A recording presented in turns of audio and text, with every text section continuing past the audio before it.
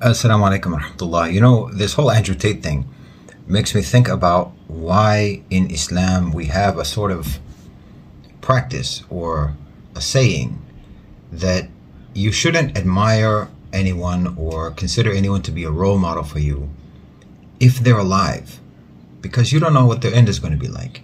You know them at a certain point in their life, and it may be successful, they may be virtuous, they may be admirable today, but you don't know what's going to happen tomorrow. You don't know what secrets may be revealed about them tomorrow, and you don't know what their end is going to be. So if you're going to admire someone, it should be someone who's already passed and has shown that they lived a successful life until the end. Last year, or 6 months ago, or 3 months ago, or 3 weeks ago, there are people who are admiring Andrew Tate because, oh, he's very rich and he's made a success for himself and he's very popular and we like the things that he says. And today he's sitting in a Romanian prison, charged with some very serious crimes, which he has incriminated himself over on social media time and time again. And it also makes me think of another thing. I don't know why anyone is seeking relationship advice or advice on how to be a man from someone in their 20s or 30s.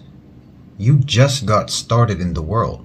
You don't know anything about being a man. You don't know anything about relationships or how to have a successful relationship. You haven't even lived long enough to have had one.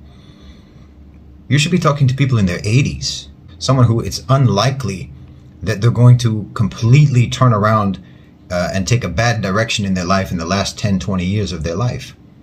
Someone who's lived 80 something years in a successful manner and had a successful relationship for most of their life. That's who you should be getting advice from, not these kids who don't really know anything yet, whose success could very well be fleeting. So just be careful about who you take as your hero. And it's much better for you to look back at the Salaf, to look back at your predecessors, to look back at people who have proven to have led successful lives and met good, successful, honorable, and virtuous ends.